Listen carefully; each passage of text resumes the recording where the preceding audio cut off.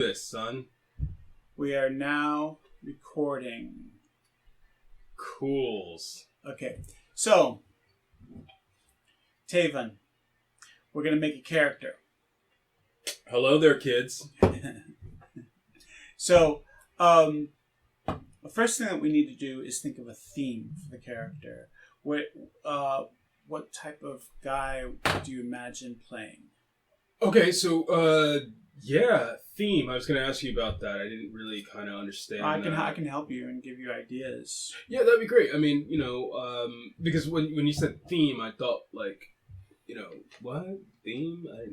But okay. So I mean, what do you got for me? A theme is really, before getting into the background of the character. Okay. A theme is.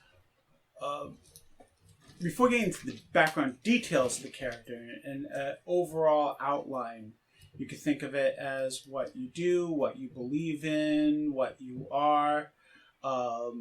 Give us an example. I mean, does that differ from like what the character does within the game, like its profession? It will help define. It will help you select what profession he is. And okay. Fill out all those details. Give us an example of a theme that you've seen before.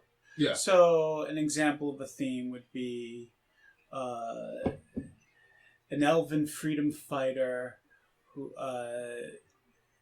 looking for who fights against injustice. That something sounds like very specific and.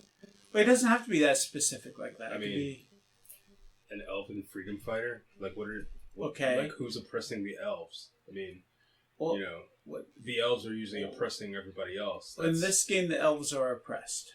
Seems unlikely, but okay. A lot of people like to play elves, and now they get to play oppressed elves. Well, that seems to be the problem from the get-go. Everybody wants to be an elf. So getting to the point of your character's theme. Okay, so like my elf, or not my elf. Sorry. I hope we can take that out in editing. I guess theme-wise, like my character's definitely a guy, male character. I would say, the theme, is it like related to the race of the character? If you want to specify race and class. If you want to raise, there's no class, but if you want to specify a species, I like to use the word species instead of race here. But right. If you want to specify that, you can. And there's no, in this game, there's no, like, if you're an elf or a dwarf or orc or whatever, you get special bonuses. It's nothing like that. Well, so with respect to this theme, what would be my options in this setting, this universe, this game universe? All right, so if you imagine a time period anywhere between, say, 1600 in terms of dress, and Dark Ages. 1600 is the late Renaissance, Tavon. But I'm not going to get into that. Let's say between 1600 and 1800, with the Industrial Revolution, when the peasants had been kicked off the land, the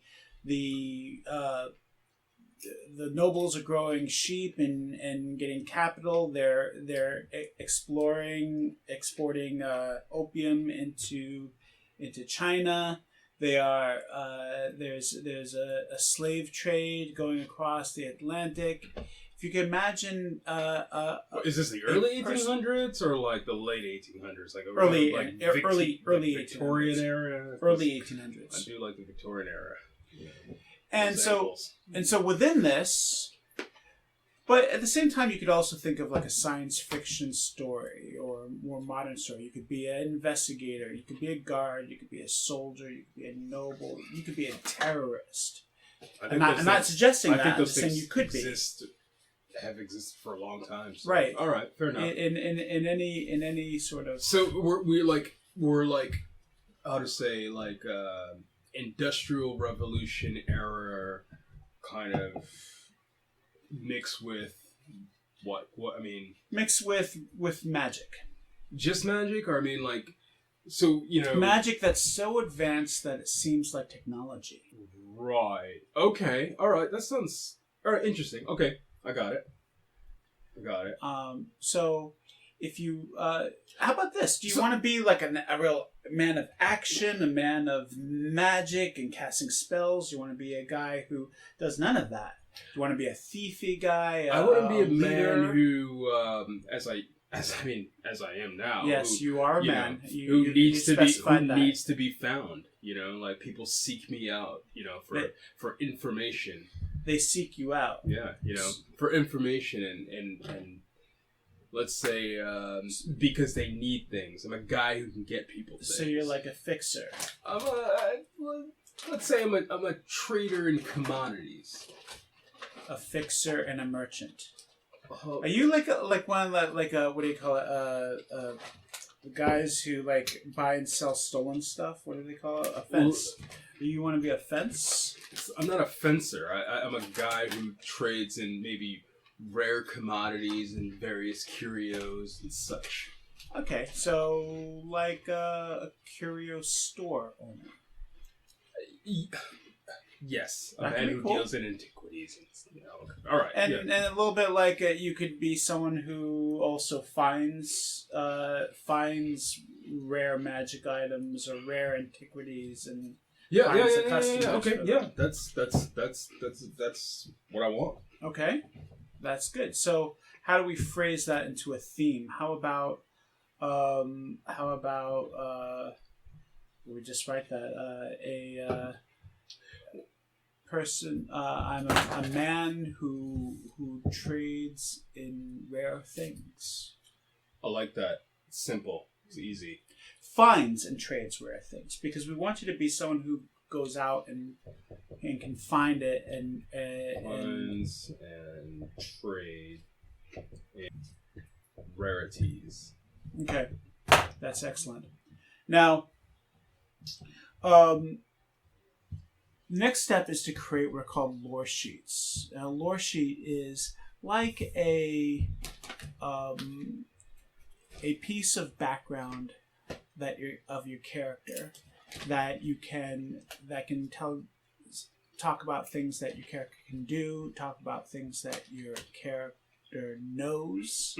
Well, I mean, all right. Well, I mean, it sounds like we're filling in the. We're setting the bones of this thing before we build a frame. So like, all right, we've got a guy now. We don't know what his name is. He finds and trades in rarities, right? Okay. Does he have a profession? Is there something that's what I was about to get to. So in this game, a profession is also a lore sheet, and we have a special type of lore sheet called a profession lore sheet. Oh, which is like any other lore sheet, but it always stays with your character because it's something you learned and doesn't forget.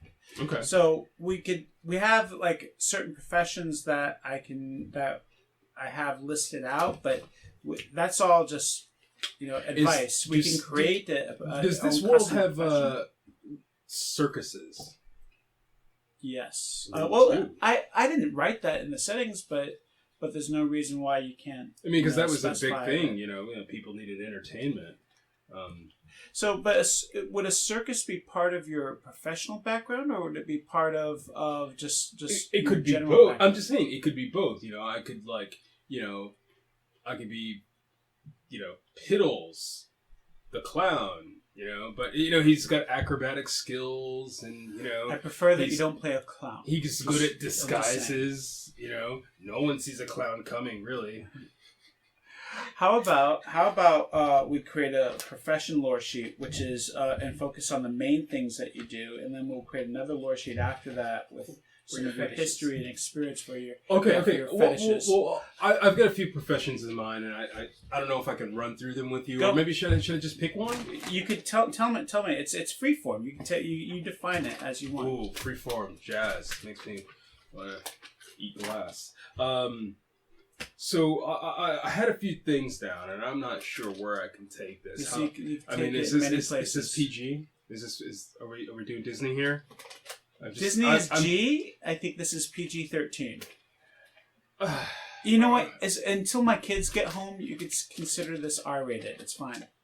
No, PG-13. No, let's keep it PG. PG-13. PG-13 Okay. for young, mature audiences. Yeah. All right. Well, definitely, I considered or like to consider being a civil servant. I mean, Civil servant. Yeah. I don't know if that's too racy. Well, it's possible. It's totally cool. Okay, so civil servant on my list. A civil servant isn't a guy who buys and sells. But that could be his cover story, you know. Like, Okay. I mean, maybe he could be, you know, technically James Bond is a civil servant, right? Oh, if I may interject, how about a civil servant that finds, locates, and contains rare and extremely dangerous, unusual magical artifacts? Like the guys from Indiana Jones who took the Ark. Yeah.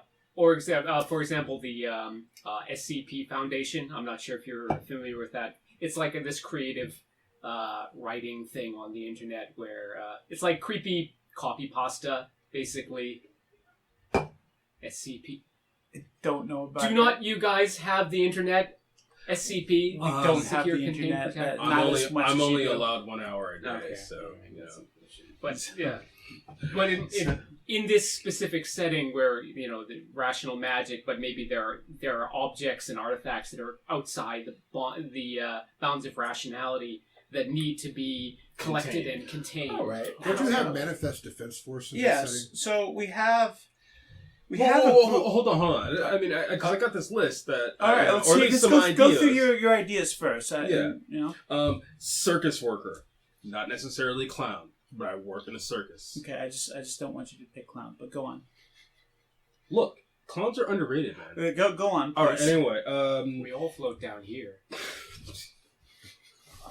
and we do.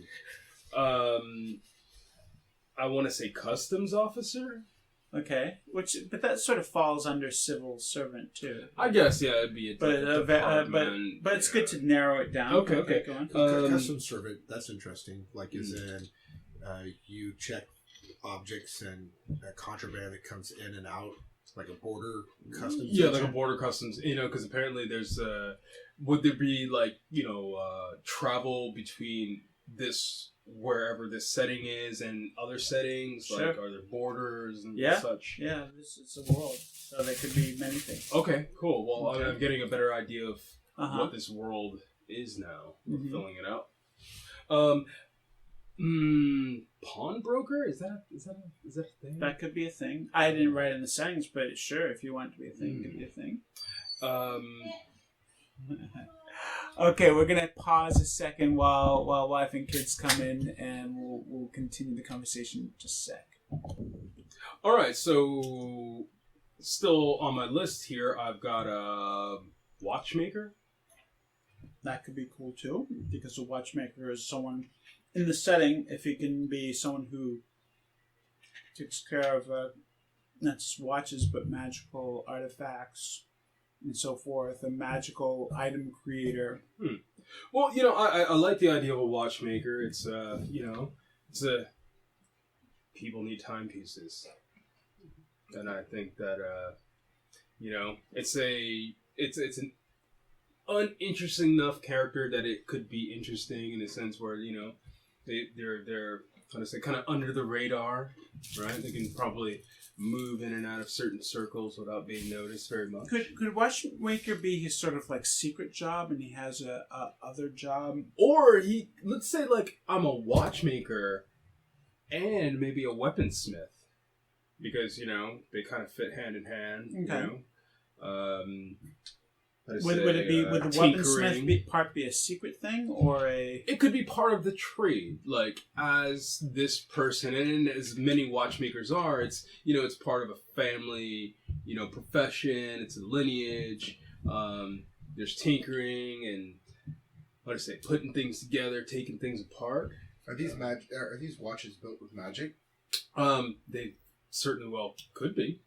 Why not also make toys and other types of curios? Again, weapons maker / watchmaker. But it would seem like the watchmaker would be the profession, the cover, and then somebody who trades in illicit curios, That would be the secret identity. Well, yeah, but he's also got to like protect his neck, keep it real, 100, because he needs to make bank, and people might try to rob him. So weapons is his family's real secret. I have an idea though. What about this? What if he used to be a bank robber and now is a weapons? That seems kind of a weird step forward. Or maybe you make like clockwork golems or something like that. Like robots. Again, weapons, WMD, he's a specialist. Awesome. Yeah, comma awesome. Exactly. I forgot the comma. I tend to forget the commas. WMAD. Yeah. Well, yeah. So Okay. I like this mashup, yeah, I think I'll go with that. Watchmaker, guy who has he has an unassuming profession, but at the same time, if you know how to find him and you know what you need, the guy can make some pretty serious stuff. Whether it be creepy little dolls that are imbued with some kind of, I don't know, ancient energies, or just a really cool gun grown out of metal and trees. Sounds very cool. Yeah, what if supposed to be. though? For the profession lore sheet, we call it Weapons Maker, and we create another lore sheet called Watchmaker Shop. And that the Weapons Maker lore sheet will talk about your skills and the things that you've done professionally. And the Watchmaker Shop, which will also talk about basically your things that you can do, but also talk about how you've, the things that you, particular details about yourself as a watchmaker, and will also be something that you can get money from. As long as we can say weaponsmith. Weaponsmith. Yeah. Okay. So now you could write down. I could also type it, but you should first write down by hand. Say that you are profession lore sheet. Say you don't even need to say profession lore sheet. You could just put one box, and just call it profession lore sheet. Okay, so profession lore sheet, weaponsmith, and then write down I am a weaponsmith and I make weapons and make and test weapons from wands to weapons of mass destruction. I am let's just say my guy is an artist of making things that kill people very well. Sounds good. You can write that down. I just did. Okay, that's one lore sheet. Now we have two more to go. The first one, the next one, we'll call it Watchmaker's Shop, or if you think of a better name for it. That could be a code name too, the Watchmaker. Okay. All right, but yeah, he's got a shop. Let's call it, I don't know, the Pix Shop. The what shop? The Pix Shop. It's called the Pix Shop? Yeah. Okay. Then that's the name of the lore sheet, the Pix Shop. All right, we'll write that down. And then, can you think of any details about this, or anything any story that is currently relevant about it, or anything about it that we want to talk about here? Again, I'd like my character, if I could, to be someone who is, people have to seek him out because they need his services. Okay. Right? So whether, as I said, whether it be information, artifacts, he deals in, things that are kind of underground, right? So you could, first sentence, you can write, people seek me out to get information. You just write out about a paragraph here about this stuff, about the stuff that you do at this shop. It would be good to write in there that you make money from this. Well, how about this? My crafts and services, are, they fetch for a hefty price. Okay. Those with the needs and means to purchase my wares, Okay, are willing to pay. So we're going to make this what's your level 2 lore sheet. So lore sheets have levels. I didn't tell you that before, but so now you know. Is this a level 2 right now? We'll make this the level 2 lore sheet. This will be like a bigger, more important thing for you. Mm-hmm. That means that you could also get more money by or get more equipment or more things by using this lore sheet. Mm-hmm. But as part of this lore sheet, what we need to do also is create some sort of story or conflict involved with this. With my character specifically, or with this part of your character, with this lore sheet, it could be something like, last week, a dame came into my shop. Since you were talking about emphasizing that your character is a man.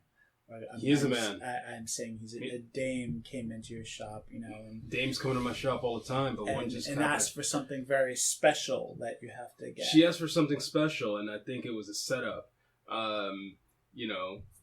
She was sweet on the eyes, but at the same time, I figured she was up to no good.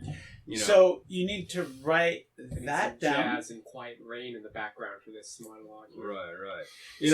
Some a couple days later, some shifty characters came into my shop looking for things that they couldn't afford. Okay, so what you need to do now is write this down and the girl's name, if this is where you want to go with it.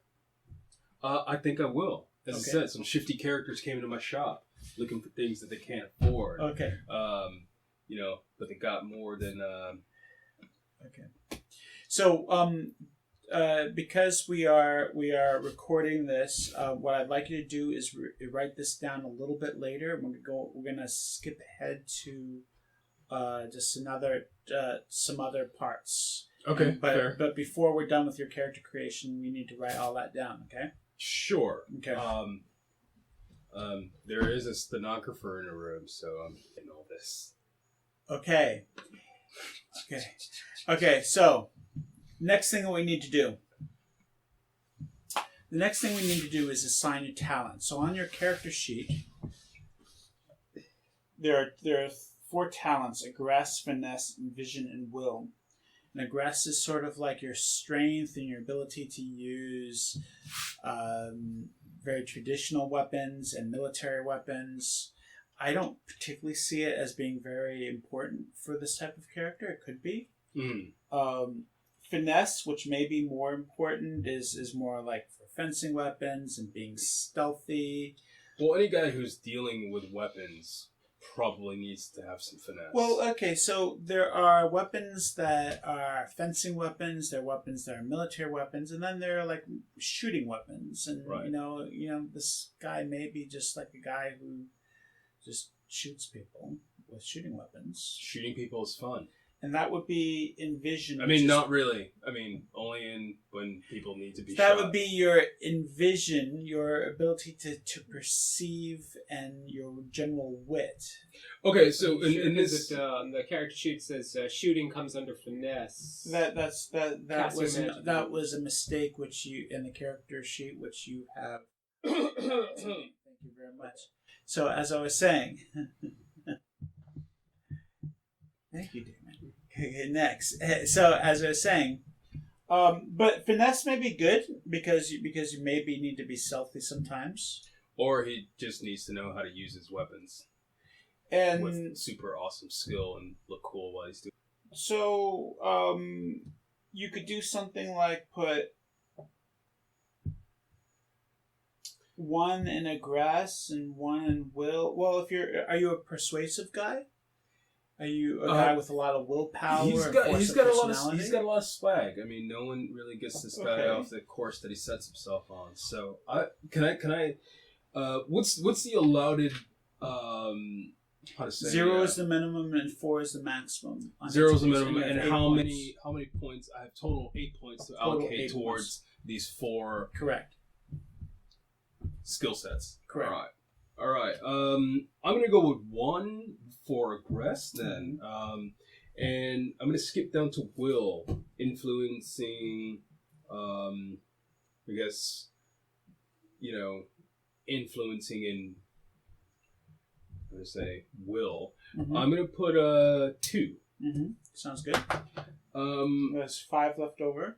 Okay, so you got this envision, which means and Envision is more for shooting things and also for perceiving things, and your wit, your ability to think fast, to go before others do. Whereas finesse is more of like fencing, acrobatics, stealth, things about agility and sneakiness. I see. So in this case, I think this guy is probably a 3. I mean, What? In vision, Okay. you know, Mm-hmm. he's a dapper gentleman, maybe a little bit urbane, but very observant. Okay. And this Observant is also really about you, about what you do. Yeah, sure. I mean, that's who Okay. he is, Okay. or that's who I am. So I guess what I got left over, I'll throw into finesse because Correct. I like to do my stuff with style. Excellent. Now, in those boxes next to those, put that score plus 10. So if your aggress is 1, then next to it put 11, and that's the what other people need to roll when you're defending with that talent. I see. All right. Okay. Cool. All right. That's done. Good. Then the next step is your specials. Specials are special abilities, and this is the part which could get a little bit, take a little bit of time if you absolutely needed to go over every special ability in the book. Let's kind of roll with it. Let's see, can you give me an example? And well, I was thinking that maybe you could have some sort of magic ability. Well, I think this guy's more of a. golems.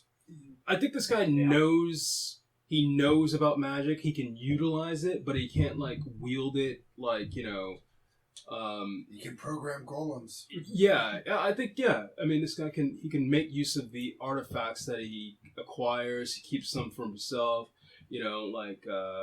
Yeah. So you don't want him to be able to shoot fireballs, but He's not. He can utilize the items at hand. Okay. And if there are magical items, then he can add that to, let's say, the things that he builds. Okay, so what I suggest, and this is a suggestion here, is that we give him a special, which is basically a rank 1 in a school of magic, and with that you get what's called a free cantrip, which is almost like like another special, and the cantrip which I suggest is called Arcane Logic. Pick magic locks, program golems, I'm sorry, traps. can you say that again? Arcane magic. Arcane logic. Arcane logic. And as far as your the school's life magic, cognitive studies, which is Magi, extra dimensional exploration, which is spirit magic, performing arts, which is illusion, theoretical high energy conversions, which is about blowing things up and burning them, and metamaterial development, which is about shaping things. I think that's where my character is going to go. All right. Metamaterial. School of Metamaterial Development. That's awesome.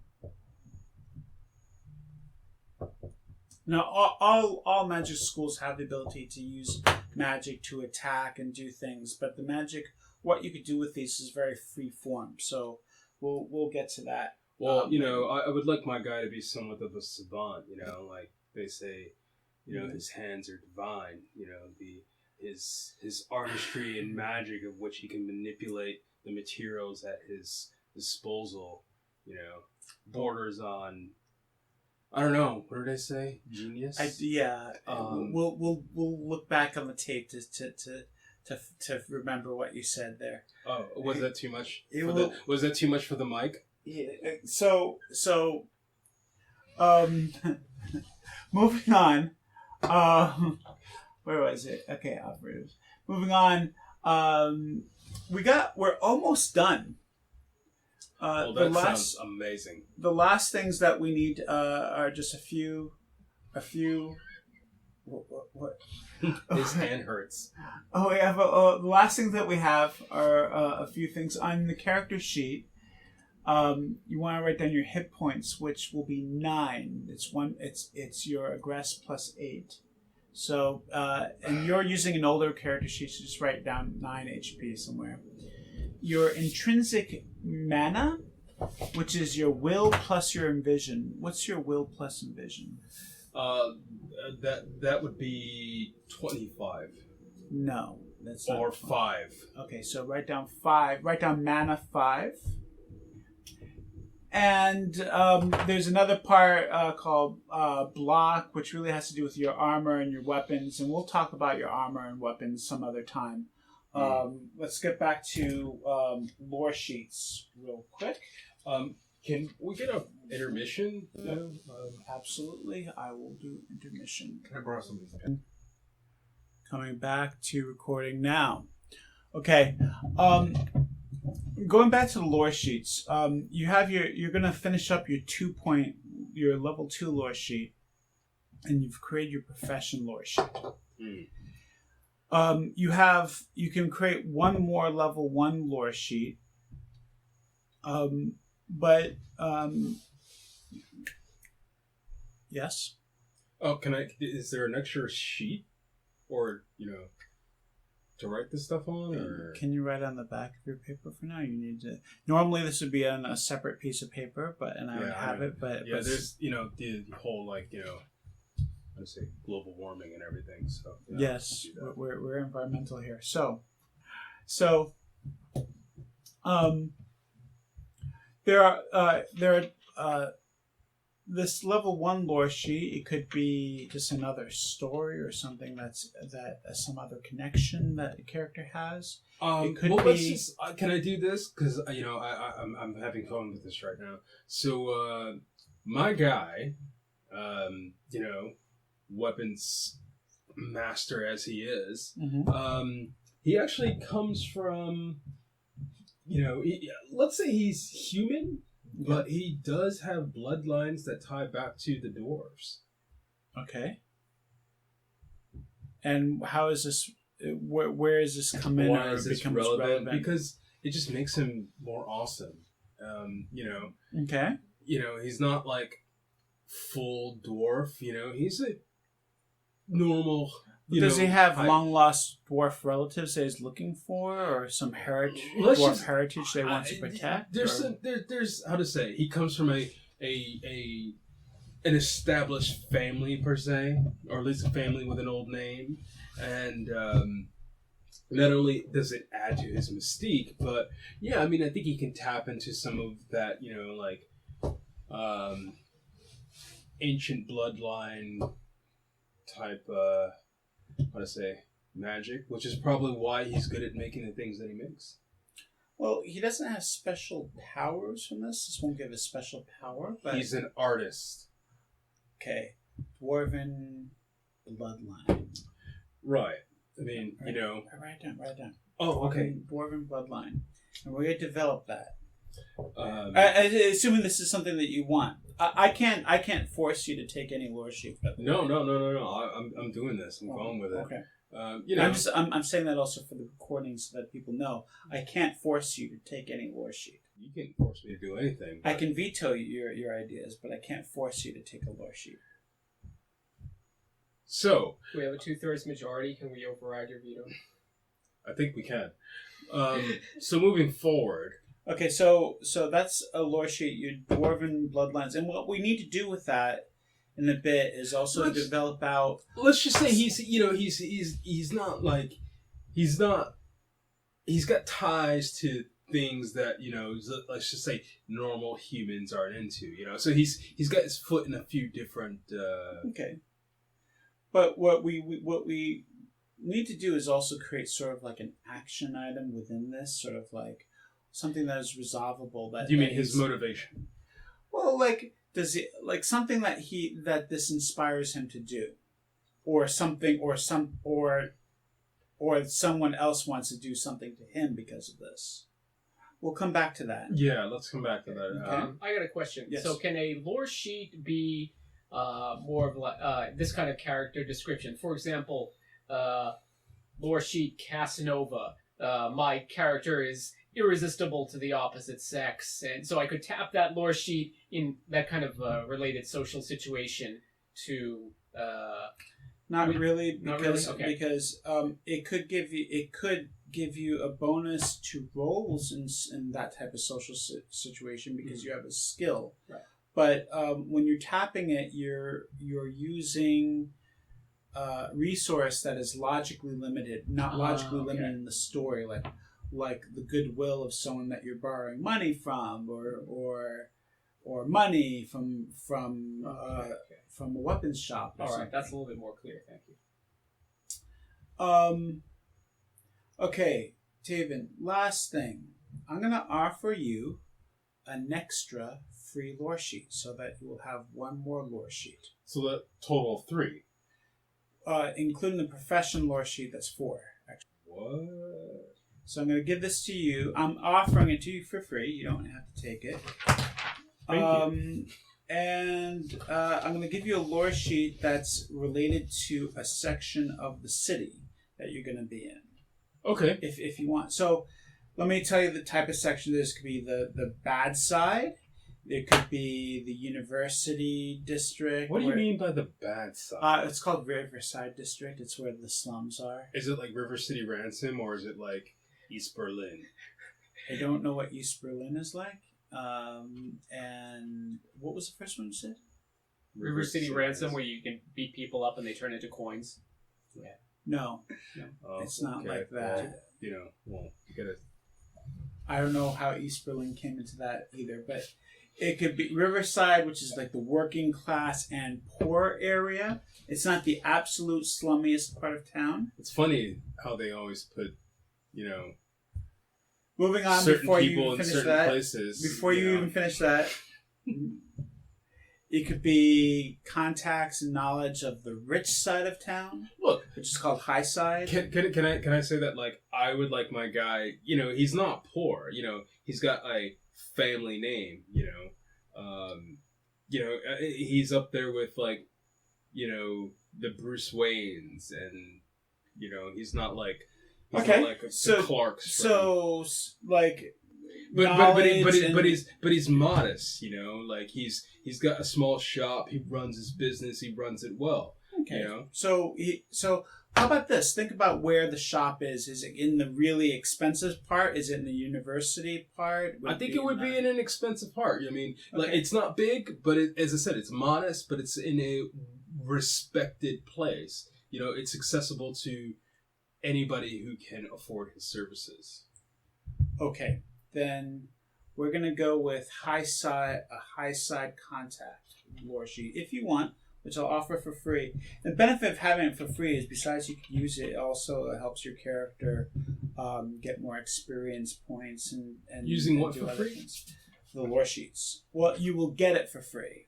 So you don't have to pay.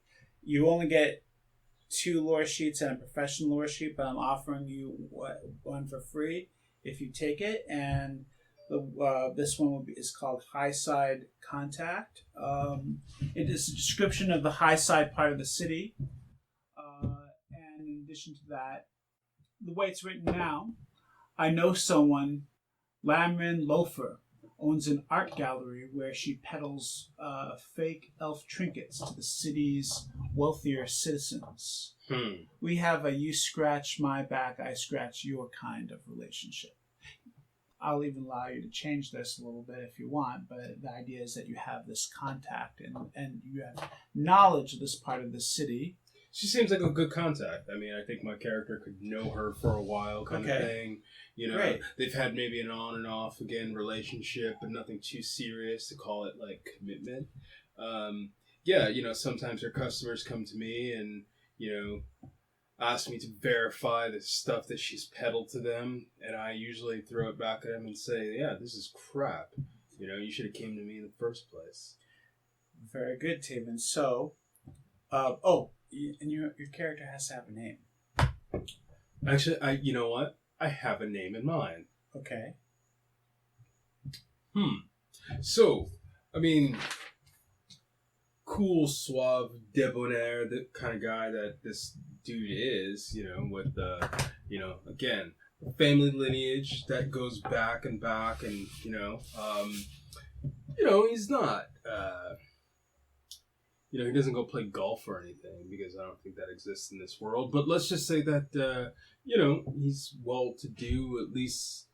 As GM, I'm going to say that I don't want golf to exist, but there's going to be something like that you guys can help me think of. Okay. So all right. Quidditch. Not Quidditch. I think that's like copyrighted. Yeah. Okay. It's also a very unfortunate sport. So don't they have to swallow something? So, but anyway.